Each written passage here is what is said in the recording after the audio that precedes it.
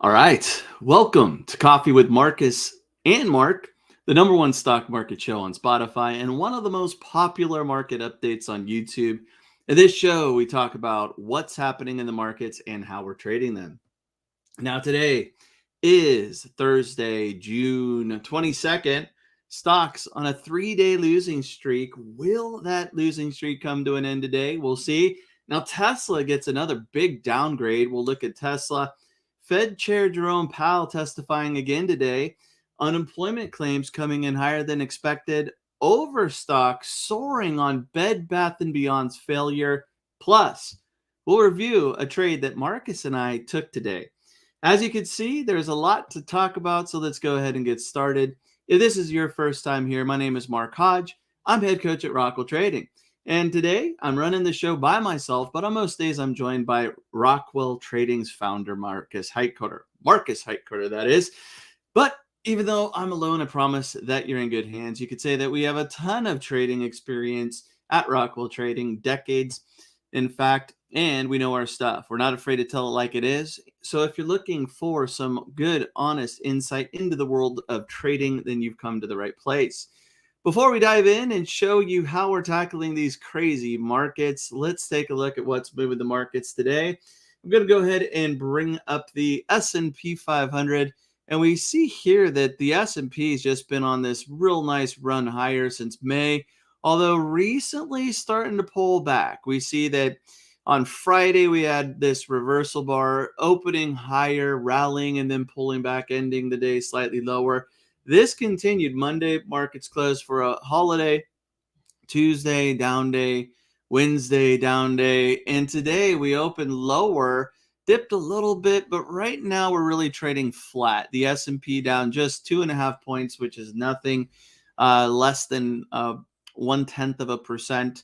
The Dow is down a little bit more, although same type of chart here. The Dow is down 64 points, about 0.2%. And the NASDAQ's actually turned positive for the session, up 0.25%. So the NASDAQ right now leading the way. But for the most part, just a flat mixed trading day. Not a whole lot going on, not a whole lot of movement. And in spite of this 3-day slide and potentially 4, if we look at the VIX, also known as the Fear Index, the VIX, for those of you who are new to the VIX, tracks volatility, which is really just based on S&P 500 options premium. And we see here that this is really low. So in most scenarios, if the market's down or the S&P's down, the VIX is going to be up. And it doesn't mean that that's always going to be the case. But you see here that today, the S&P down a little bit, and the VIX is falling. Yesterday, the VIX was a little bit higher, but it was actually falling on Friday when you had a decent down day. So the VIX not playing along, just showing that with S&P 500 options premium, traders aren't expecting a whole lot of volatility right now or movement, and we are at lows that we haven't seen since before the pandemic. So really interesting to see the VIX just shrugging off this pullback, which tells me that this is really just a little bit of profit taking, no real fear of the market, right? If traders were starting to panic, if traders were worried about this rally, they felt like the Fed was going to do something crazy, or there's going to be bad news or data, or banks were going to fail, there would be more volatility. Even if there wasn't a whole lot of actual movement, traders trading options on the S&P 500, they would be expecting more potential movement because of upcoming worry or news or data to be released. And right now, traders just kind of shrugging it off. So this definitely looks like a little profit taking. Now it's just a matter of figuring out where we go from here. Do we pull back a little bit more? I think that a pullback would be healthy. We have a 50-day moving average here. You see that we crossed back in March and we haven't dipped below it, although there were pullbacks towards the 50-day moving average. I think that we could get a pullback towards 4,300, maybe even lower. But even with this pullback, with this being a 50-day moving average, averaging out the closing prices of the last 50 trading sessions, this is going to start to curl up because we've been so high. And as we pull back, we might see that we get a kiss or touch of that 50-day before moving higher. We'll have to see. I mean, at this point, traders just kind of in a wait and see pattern. Now, the Fed is on the calendar this week, not a Fed statement, not a policy meeting, but if we look at the economic calendar, yesterday Fed Chair Jerome Powell was testifying before the House Financial Services Committee. He basically said, hey, more rate hikes are likely. In fact, nearly all FOMC participants expect that it will be appropriate to raise rates again by the end of the year. Today, he's in front of the Senate, so he's testifying right now. And not a whole lot of market movement or volatility, but you never know during that drilling, that Q&A, if he says something that sparks some buying or selling, some fear, or even some complacency, or hey, everything looks good. No, we know what's going on. No real surprises. It could move the market, and we'll just see. Now, we also had unemployment claims coming out this morning, actually coming out same as last week, but a little bit higher than forecast. So not a big mover there, but that's what the Fed wants to see. The Fed wants to see a weaker labor market to help combat inflation. On the weekly claims, not as significant as like a monthly jobs report, especially since it wasn't a huge difference. But bad news is good news in this situation for the Fed and inflation. If we start to see data supporting a weaker jobs market, that could be a good thing, at least for the inflation fight. We also saw that there's a Fed members that spoke this morning. I guess that's it for Fed members, but Powell testifying today is really the biggie. Tomorrow we do have a red flag report 15 minutes after the markets open. Flash manufacturing PMI and flash services PMI. So going back to the charts, just kind of a quiet trading session. Now the Nasdaq's up 0.5%. Let's take a look at some market movers, and let's first look at Tesla. So Tesla, Tesla, a big downgrade yesterday from Barclays, and Tesla did finish the day down 5.5%. We saw that yesterday's drop, some of the biggies, the big names were down, but a majority of the S&P 500 was actually positive, or not really hurt with yesterday's slide. So as more, again, profit taking with some of the names that have just been rocketing higher over the last month or so. Now, Tesla today opened lower, but has reversed course and is now positive for the session. This reversal, or lower open, actually came after a Morgan Stanley analyst also downgraded Tesla. This analyst had been bullish Tesla for a long time, but he revised his rating to equal weight from overweight, saying that the stock presents a more balanced risk reward after this recent rally rather than this great buying opportunity. And at first, Tesla opening lower, but has reversed course and is now positive for the day, almost 0.5% higher, trading at 260.50. Another market mover, let's take a look at Overstock. OSTK is the ticker symbol. Now, Overstock has been an interesting one, definitely a pandemic winner. Let's look at this. Going from pre-pandemic levels of around $8 a share, dipping to about $2.50 when at the height of the pandemic worry, and then rocketing higher, getting up to about $1.30 a share. Now, it's been in this range this year between about $17 and maybe $25 a share. Now at $23.62. Today it's up almost 12%. This comes after the news that they were the winning bidder for an auction for Bed Bath & Beyond's digital assets and intellectual property, which actually included the brand's name. Overstock is paying $21.5 million to win this auction, and that was actually the minimum price set for the auction. So seems like there was really no interest there except for Overstock as a company, and traders seem to like this news. We gapped higher opening the day at 22.44, a little bit of a dip before pushing higher now near session highs at 23.66, up about 12%, looking good for anybody in Overstock. So some interesting movement there. Let's go ahead and jump over to PowerX Optimizer. Look at the positions that I am in, and one of those is Oxy. This is also a trade that Marcus is in. So both Marcus and I sold the 57 put for Oxy. Right now trading at 56.77.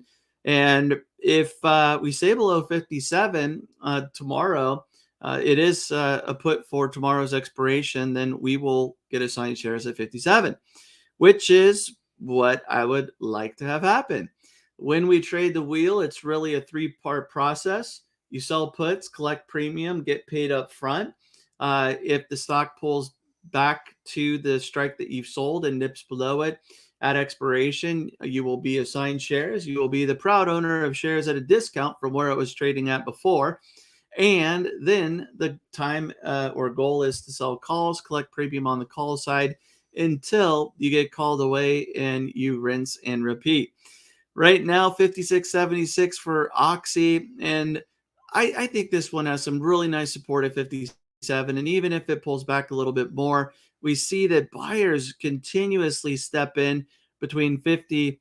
I would say 55 and 57, but you could even say 53 and 57. So there's this really nice range where the stock pulls back, buyers step in, it rallies, pulls back, buyers step in, it rallies, pulls back, buyers step in, it rallies, and just over and over again. Now we are seeing some tighter ranges here compared to what we saw in 2022, but still a nice wheel stock. And the Buffett effect is real, right? We know that Buffett has an investment in Oxy, and I think, that definitely helped fuel some of the interest in Oxy as a company.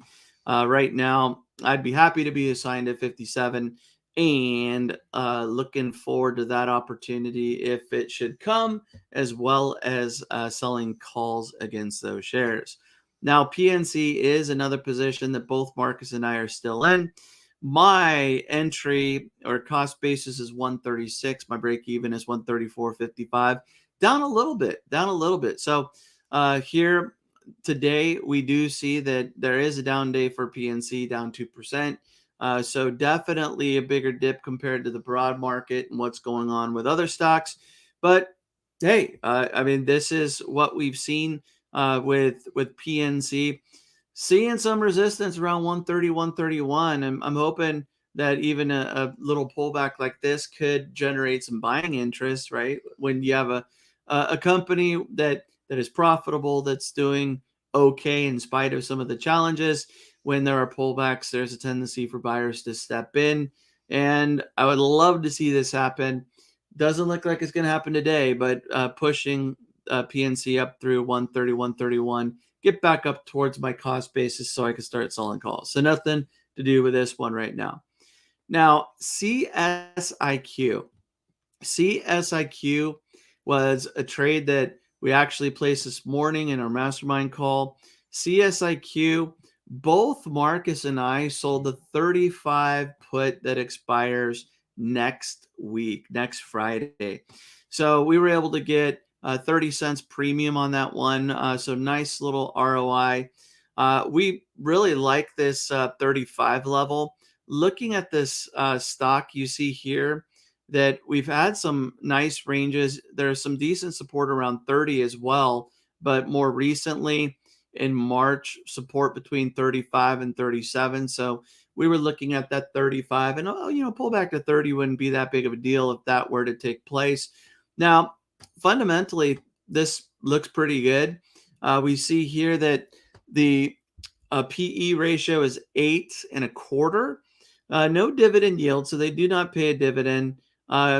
Net profit quarterly looks good. Slim margins, but quarterly and annually looks pretty good.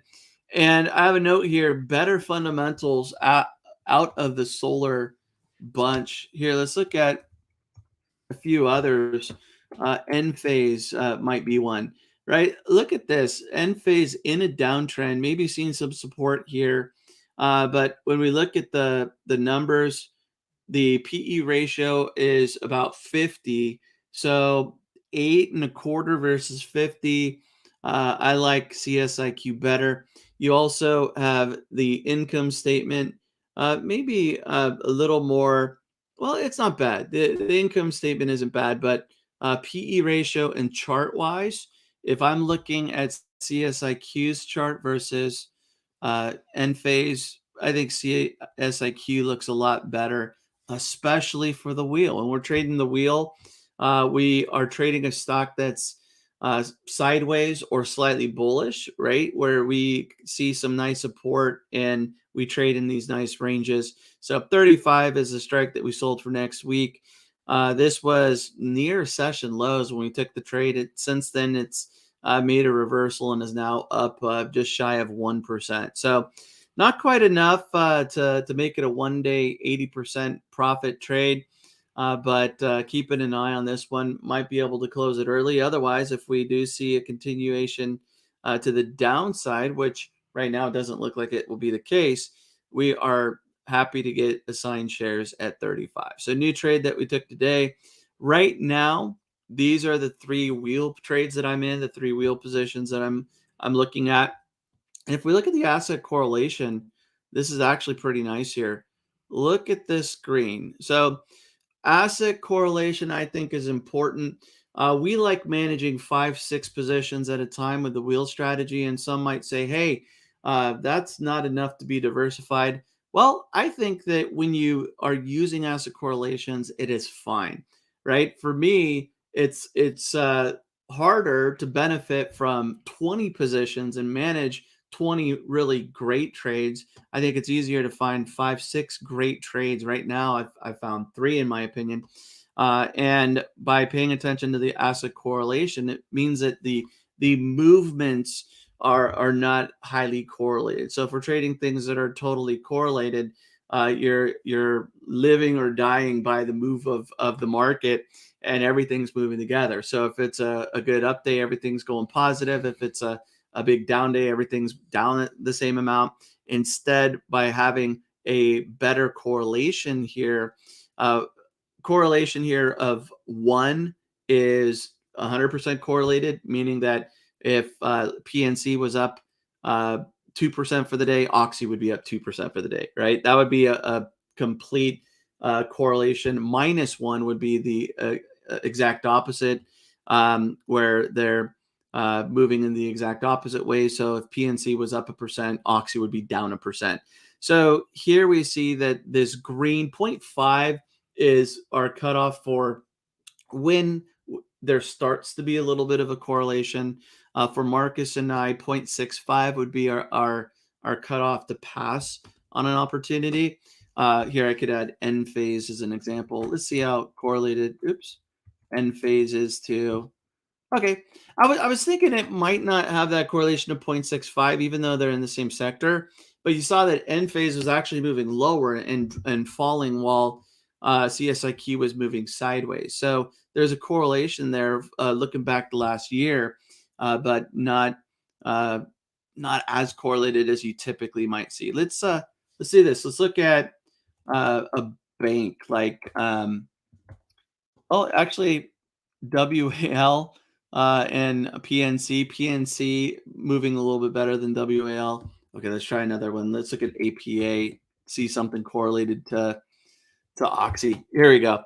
So APA, if we're looking at APA versus Oxy, you see here 0.78. This would be way too high for us.